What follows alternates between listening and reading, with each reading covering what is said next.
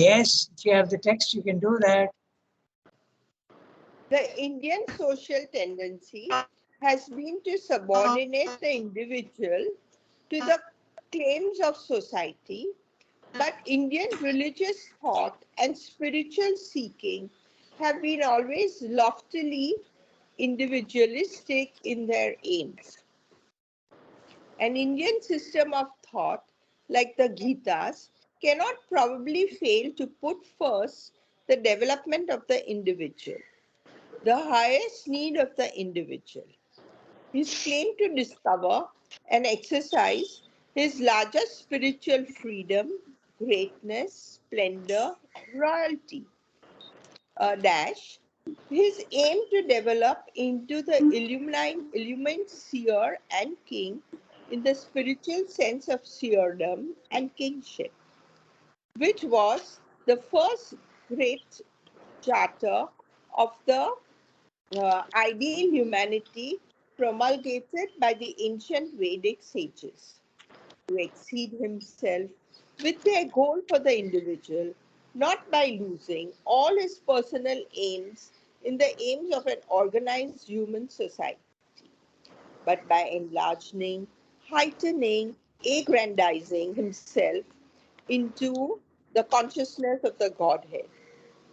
The rule given here by the Gita is the rule for the master man, the superman, the divinized human being, the best, not in the sense of any Nietzschean, any one sided and lopsided, any Olympian, Apollonian, or Dionysian, any angelic or demonic supermanhood, but in that of the man whose personality has been offered up into the being, nature, and consciousness of the one transcendent and universal divinity, and by loss of the smaller self, has found its greater self has been divinized.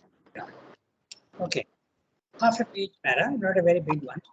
So, this giving in Indian society, there is a difference between the social tendency and the religious tendency. That's what the Indian society has always said that the family is important, the community is important, the nation is important, so the collective aspect. But spiritual individual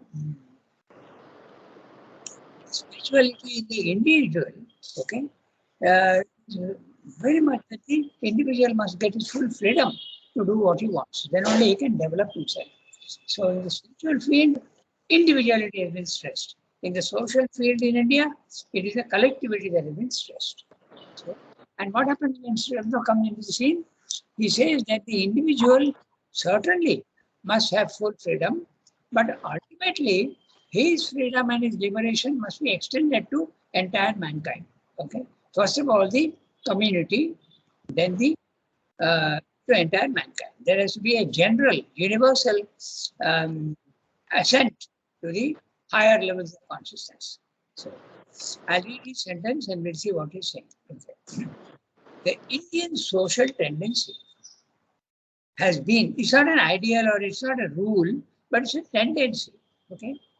It normally tends to, and it begins actually at this joint family system. Now, in India, the joint family system is a very big thing. It may not be so prominent at all in other countries and other cultures. In fact, in West, it's the opposite. As soon as the child, a son or daughter becomes adult, the daughter is married off and told to go off, and the son also is told to get off. By the way, interestingly, it is like that even in the animal kingdom. Okay, as soon as in a lion's herd, okay, a little cub is taken care of very much, okay, with great love and affection. The whole society, the herd, takes care of the small cub. But as soon as he becomes adult, he is changed off. He is not allowed to remain in the. And that's because of biological reasons, because there can be competition between the alpha males and all that. So that tendency starts even at the animal level. It's very interesting. Okay. So the Indian social tendency has been to subordinate the individual, make him less important than the claims of society. But Indian religious thought and spiritual seeking have always been loftily individualistic in their aims. Give the spiritual man full freedom to do what he likes. And that's why he said in the synthesis of yoga that he is even asked to even leave society because he has to, he is often given full freedom to leave the society. Okay? Because if he uses his freedom too much in society, he will be a bad example for the discipline of the society. So he's actually asked to leave also. And that's how the tendency of the ascetic came about in India. An Indian system of thought like the Gitas cannot possibly fail to put first the development of the individual, the highest need of the individual, his claim to discover and exercise his largest spiritual freedom, greatness, splendor, royalty. Now, these can be interpreted in two ways. Okay? If you have an ego, you will definitely want freedom, but not spiritual freedom. You will want social freedom. You will want economic freedom. Okay? You will want other types of freedoms, but not the spiritual freedom. If you have an ego, and you will think yourself to be great, that also is a problem. Splendor. Okay? You want to become rich. You want to become famous. And royalty. You want to be the king of everything. But these words are being used in a spiritual sense. Okay? When you become spiritually, you get freedom, you are great. Great from the spiritual point of view. Splendor, the consciousness is splendor, full of splendor. And royalty, you feel that like you're a king. I told you once a story about Raman Maharshi. It's very interesting, royalty. Here is Raman Maharshi who is almost half naked. Okay, why half? He's only wearing a small kaupin, that means a loincloth. But otherwise, the rest of the body was absolutely naked. And he used to, when he was hungry, he would go out into the streets and beg. And this is not in ancient India, it's in modern times. 1950, he passed away.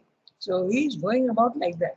And when someone asked him, later on in life, when he became very famous, someone asked him, you went about like that, begging in the streets, naked. You didn't feel a little shy or ashamed of yourself? You were begging, and you were an educated person, fairly educated, and you were begging. Didn't you feel ashamed? And he replied, not at all. I was a king. Okay? So this royalty reminds you of that. Okay? So it's an inner royalty. It's not the outer royalty of good clothes and good food and status in society. It's a royalty of the spiritual world. Then his aim to develop into the illumined seer and king in the spiritual sense of seerdom and kingship. So he is explaining royalty.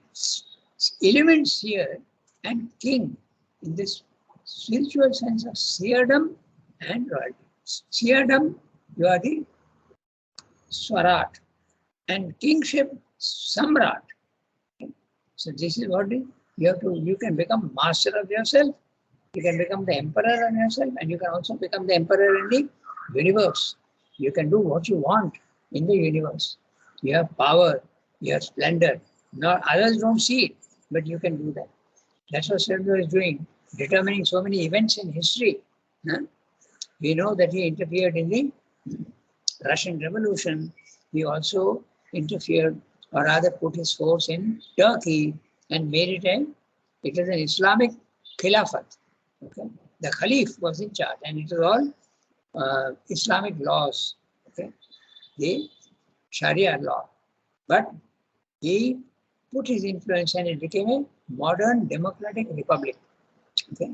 So that was what he did. He also put his influence in the Irish independence movement against the British. And he also interfered in the Second World War. So if you are not a king of the universe, you can't do that. So that's what he did.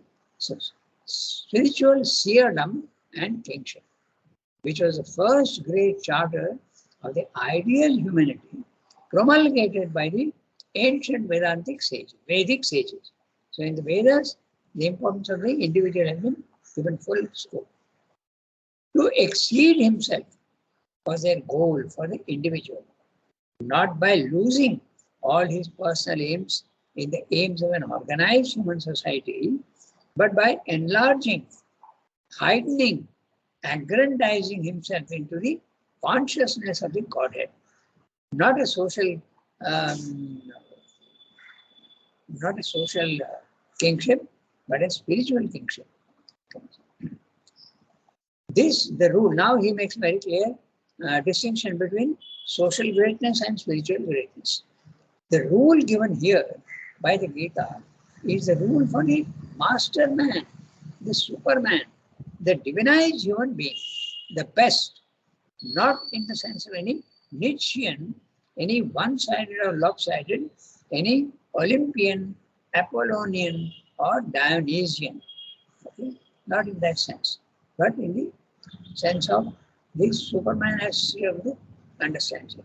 So Nietzsche was a German philosopher who had the experience of the self, but he had the experience of power. So his idea of Superman, he uses the word Superman, but his idea of Superman was someone who is great in a social sense, and he has to lord it over the others. He has the power to be superior to the others. And it is possible, although many Germans deny it is possible that this philosophy of Nietzsche led to the superiority of the Aryan culture in Nazism. Okay? They thought themselves to be far superior to anybody else.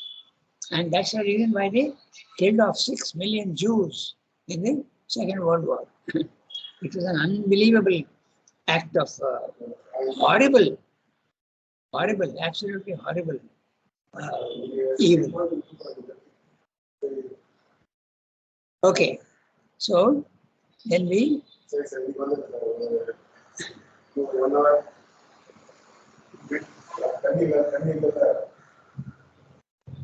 Someone is talking in the background?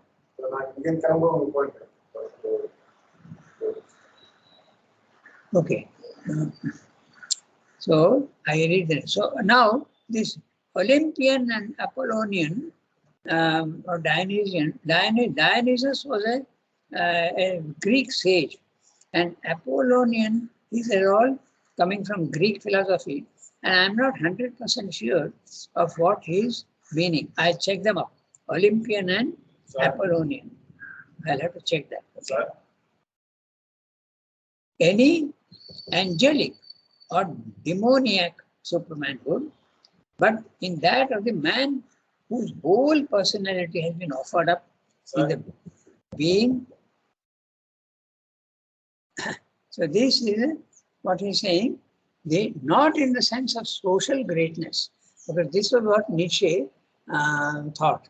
Okay, he had an experience, a spiritual experience. There's no doubt about it. So Srivendra calls him, very interestingly, Nietzsche is called a blind seer, because he had the experience of what a higher consciousness could be, but he applied that in the physical world to say that this man is superior to the others in a very ordinary, powerful sense. But it's not a question of power, it's a question of consciousness. He is great in consciousness, but not in power in the physical world, because then that will be spiritually a catastrophe. He will completely fall. So that's why he is mentioning not in the Nietzschean sense, but in the spiritual sense. Okay, so then what is it? So let's go to the next para. To exalt oneself out of the lower imperfect prakriti. So this has been read. So the next one, Kiran, you have the text with you? Yes, Kiran? brother. Okay, can you read? Yes, yes. Okay, go ahead, read. To exalt oneself. To exalt oneself out of the lower imperfect prakriti, Traigunya, Traigunyamayi Maya, Yeah. Traigunyamayi Maya, into Yes. unity, the divine being, consciousness and nature. Madhva agattaha. Bhavam agata. Madhvam agataha is the object of the yoga. But when this object is fulfilled, when the man is in the Brahmic status and sees no longer with a false egoistic vision himself and the world, but sees all beings in the self, in God, and the self in all beings, and God in all beings, what shall be the action? Dash, since action there still is, dash completed, which results from that seeing, and what shall be the cosmic or individual motive all this of all his works. It is the question of Arjuna, but answered from a standpoint other than that from which Arjuna had put it. The motive cannot be personal desire on the intellectual, moral, emotional level, for that has been abandoned, comma dash even the moral motive has been abandoned since the liberated man has passed beyond the lower distinction of sin and virtue, lives in a glorified purity beyond good and evil. It cannot be the spiritual call to his perfect self development by means of disinterested works, for the call has been answered. The development is perfect and fulfilled. His motive of action can only be the holding together of the peoples. uh, Chikurusur Lokasangraha, this great march of the peoples towards far off divine ideal has to be held together, prevented from falling bewilderment, confusion, and utter discord of the understanding, which would lead to dissolution and destruction, and to which the world moving forward in the night or dark twilight of ignorance would be too easily prone if it were not held together, conducted, kept to the great lines of its discipline by the illumination, by the strength, by the rule and example, by the visible standard and the invisible influence of its best. The best, the individuals who are in advance of the general line and above the general level of the collectivity are the natural leaders of mankind. For it is they who can point to the race, both the way they must follow and the standard or ideal they have to keep to or to attain. But the divinized man is the best in no ordinary sense of the word and his influence. His example must have a power which that no ordinary superior man can exercise. What example then shall we give? What example then shall he give? What rule or standard shall we uphold? Okay, quite a big para. We'll read that quickly. We have got time. We'll read it. To exalt oneself out of the lower imperfect prakriti, Traigunyamai Maya, into unity with the divine being, consciousness and nature, Madbhavam Agata is the object of the yoga. So, very clearly, he is defining what it is, but we'll have to see some of the terms. First of all, to exalt oneself out of the lower imperfect prakriti. So, it is not to exalt oneself socially and exalt oneself materially. Okay, you can do that. Okay, I had a very interesting experience once of this. It is not at all so common. It is not at all so. It's a different way of understanding to exalt oneself. So I'll tell you. I used to wear pajama. Even now, I wear a pajama and a shirt. Okay, and I was working in the press and I had to go and see the industries department and all that. I had to very often go to government offices. So one day I had worn a trouser. And when I went to see that officer, he's telling me, "Oh, you have progressed a lot." So I mentioned this to you to say how people understand by to exalt oneself. Okay, so it's not exalt oneself materially or socially or financially. It is to exalt oneself from the lower imperfect prakriti. Imperfect prakriti, We have anger, we have jealousy, we have selfishness, we have irritability. All these are the imperfect lower prakriti. So this is what you have to get rid of. That's the exaltation in that sense. Okay. And there's one word for it, Traigunyamai Maya. Triguna-tita. You have to become Triguna-tita. And what are the three gunas? Sattva, Rajas, Tamas. Okay. So, Traigunyamai Maya. You have to get, and Maya, because it's a, in the physical world, it is Maya. Okay, you have to get rid of all those three. Into unity with the divine being.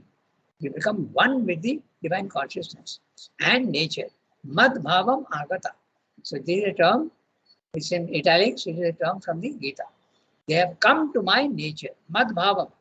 My mama bhavam. Okay, that's it. Bhavam means my consciousness, my state, my existence. Agata. They have come to my condition of consciousness. And there is a footnote there, so we'll read that footnote.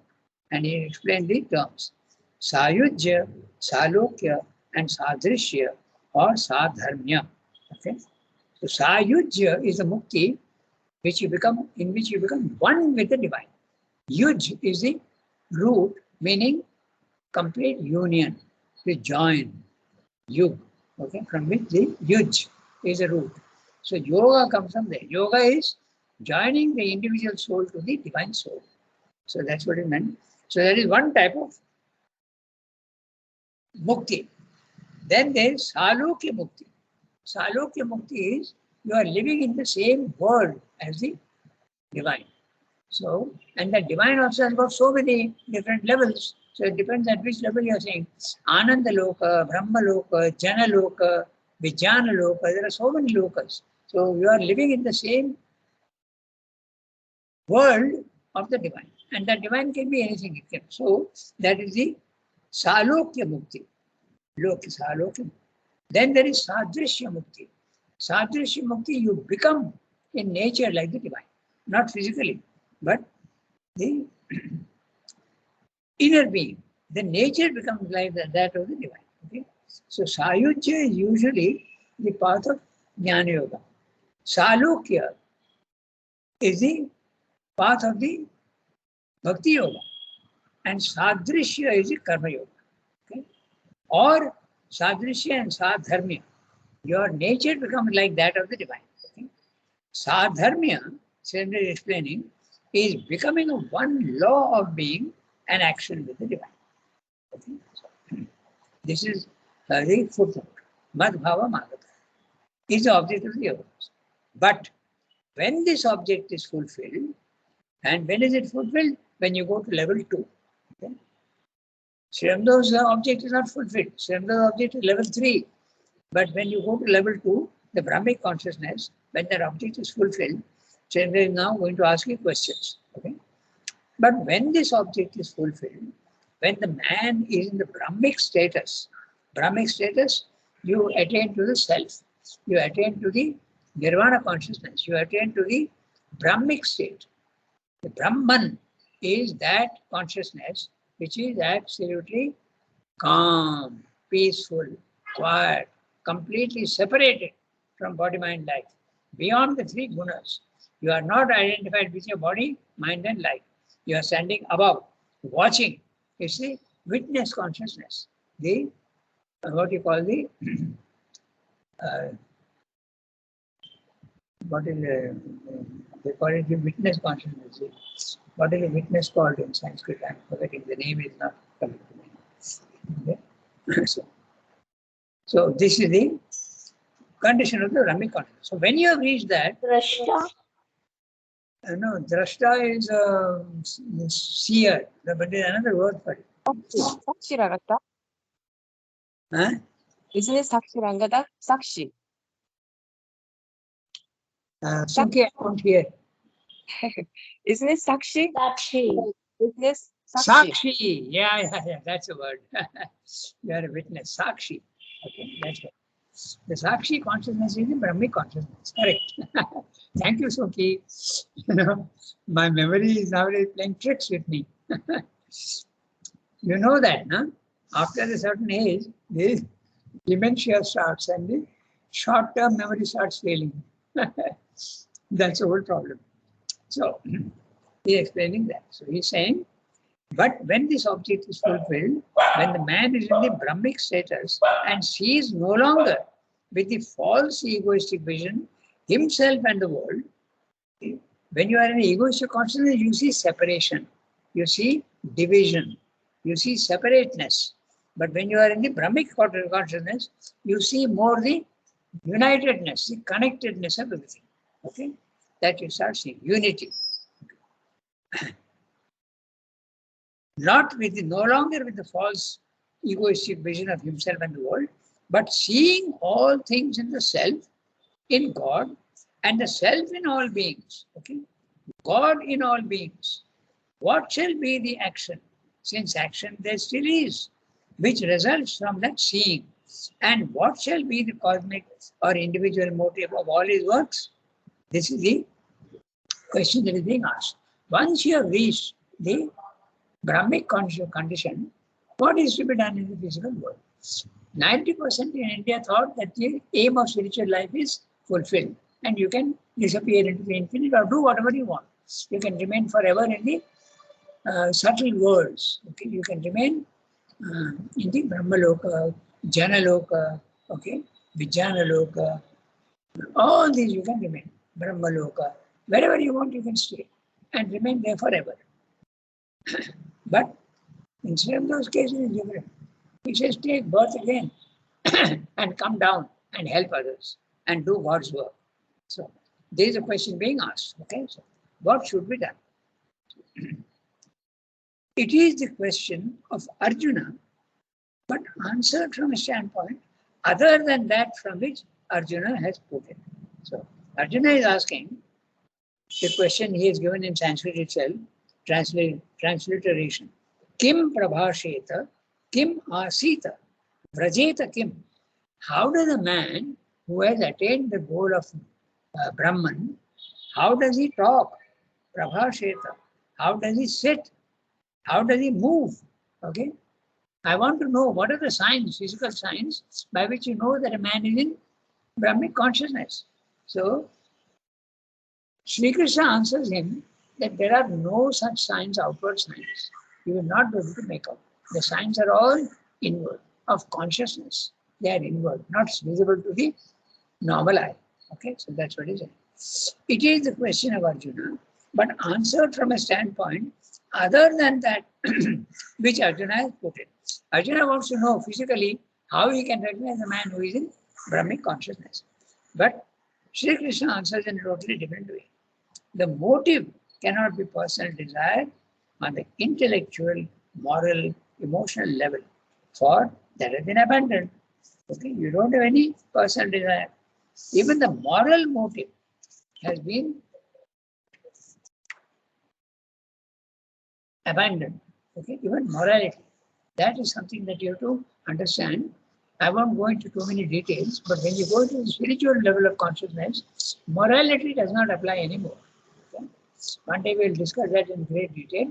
But good and bad are, in the physical world, good and bad are very important for us.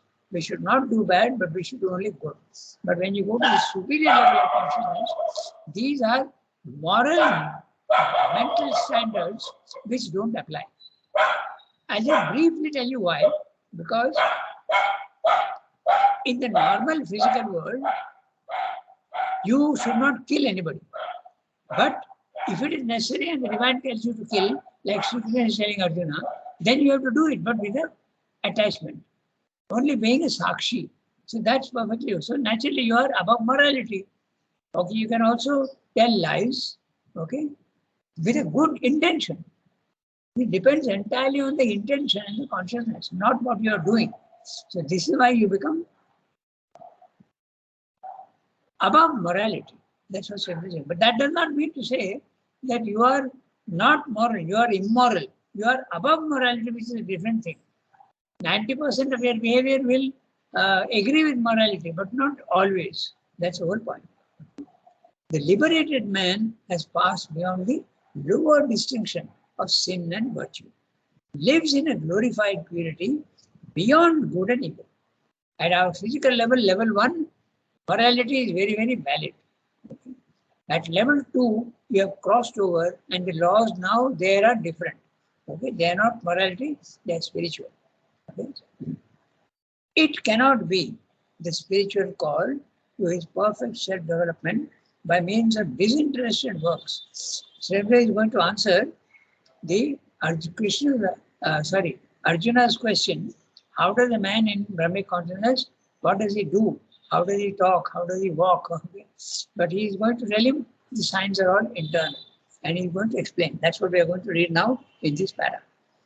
It cannot be the spiritual call to his perfect self-development by means of disinterested works. For the call has been answered. The development is perfect and fulfilled. His motive of action can only be the holding together of all the peoples. Chikir should loka sangraham. Okay? So chikir should, the desire for loka sangraham, the desire for maintenance of society in the right way. Okay? This great march of the peoples towards a far off divine ideal has to be held together, prevented from falling into the bewilderment, confusion, and utter discord of the understanding, which would lead to dissolution and destruction, and to which the world moving forward in the night or dark twilight of ignorance would be too easily prone if it were not held together, conducted, kept to the great lines of its discipline by the illumination, by the strength, by the rule and example, by the visible standard and the invisible influence of the best. The best are those who are at a higher level of consciousness. So he's saying that the motive of the spiritual man will be to hold the laws of the physical world together, loka sangraham. Okay? Because if that is not there, there will be confusion and the Kali Yuga will start. So that is what the avatar does. That's what the yogi should do. Okay? And how do they do that? Not by outer law and outer, but by illumination, by the power that he has got, by the strength, by the rule and example. Okay? In the visible standard and the invisible influence of the West. This is very reminiscent of the synthesis. So I have to say, in the integral yoga, the guru teaches by three ways: teaching, example, and influence. Teaching is the Shastra. Okay? Teaching is the Shastra. It can be oral, it can be written down. Then there is the example. The example, how he lives himself. You have to see and understand. But an example is not physical, it is psychological. He is setting a psychological behavior that is a standard. Because if you think physically, example, then there will be a lot of problem. Okay? Sriyamda, for instance, used to smoke and drink in the beginning. But when he found out that mother does not like, he just gave it up without any problem at all. So you should not follow that example. Also, there's another thing. Mother, okay, we know all, no? Most of the doctors know that sometimes milk does not suit everybody's nature, temperament. It does not suit. You get an upset stomach. Okay. So mother did not like, but that doesn't mean to say that you have to copy her example physically. You have to copy her example in the psychological field. So that's what it means. Finally, influence. So they use the word visible influence here. A yogi helps others by his power and his consciousness, just like a lighthouse. The lighthouse is throwing its beam of light to all the ships which may be in danger in a storm. So that's exactly what the yogi also does. Invisible influence of the best. The best, who are the best? The individuals who are in advance of the general line and above the general level of the collectivity. They are the natural leaders of mankind, for it is they who can point to the race, both the way they should follow and the standard or ideal they have to keep to or to attain. But the divinized man is the best in no ordinary sense of the word and its influence. Who is the divinized man? The avatar. Okay? The divinized man is the avatar. There may be And avatarhood does not mean to say he becomes famous. There are so many yogis in India who are not even known because they may have reached perfection very, very far away from society. So they don't know so many.